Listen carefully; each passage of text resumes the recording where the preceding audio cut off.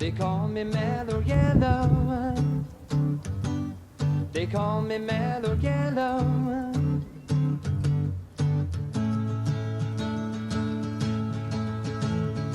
I'm just mad.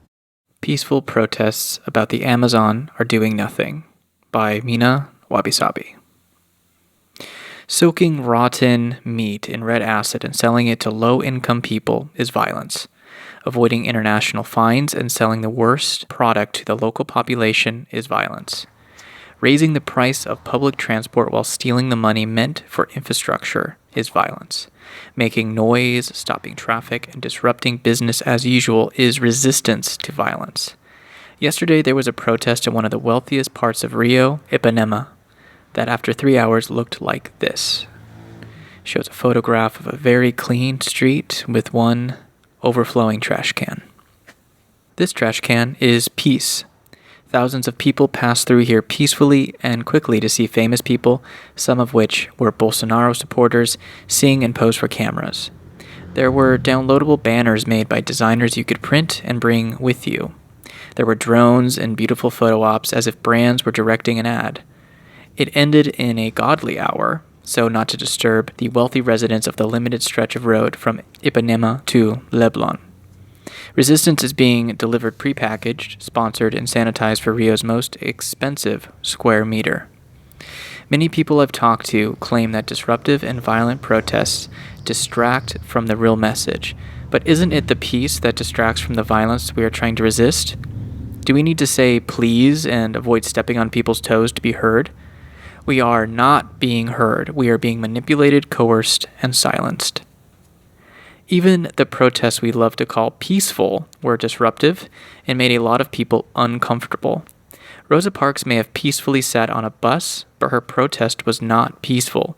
It enraged, it disrupted, and made the right people very uncomfortable. And by the right people, I mean the government, the law. She broke the law. Do you know who was not breaking the law? Brazil's National Bank for Economic and Social Development when they turned JBS into the biggest animal protein producer in the world.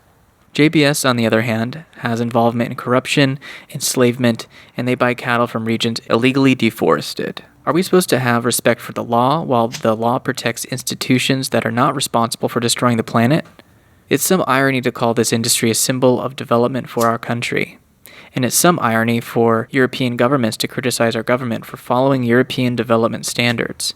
Indigenous peoples have been consuming meat sustainably for thousands of years. Now we're supposed to believe Europeans know better how to treat our natural treasures after hundreds of years of colonial exploitation.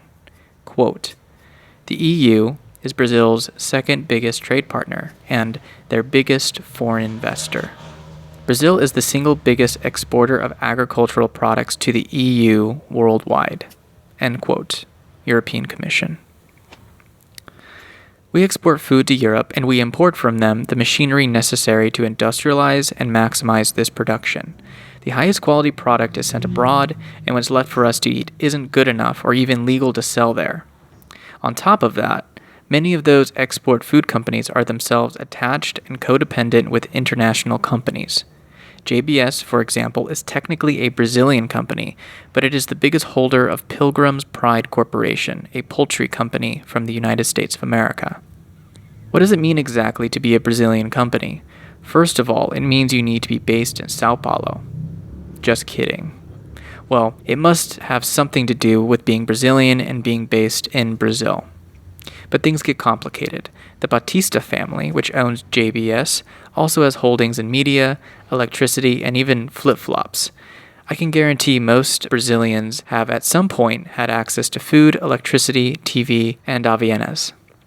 They also exist because through them, the world has access to our resources. This means 75% of JBS's profits are from the United States and Europe.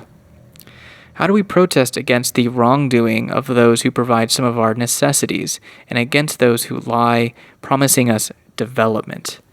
By causing discomfort. There is no begging, no boycott, no posing for photos, and 500 Facebook shares. There has got to be a disruption of how things have been operating. We need to cause damage to what causes damage to people and the world. How can you cause some damage to the system? Quote, a government which uses force to maintain its rule teaches the oppressed to use force to oppose it. Our forms of violence were possible. There is sabotage, there is guerrilla warfare, there is terrorism, and there is open revolution. We chose to adopt the first. Sabotage did not involve loss of life, and it offered the best hope for future race relations. We believed that South Africa depended to a large extent on foreign capital. We felt that planned destruction of power plants and interference with rail and telephone communications would scare away capital from the country, thus compelling the voters of the country to reconsider their position. End quote. Nelson Mandela.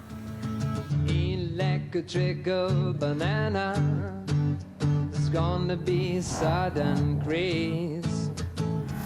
Electrical banana, it's gonna be the very next phase.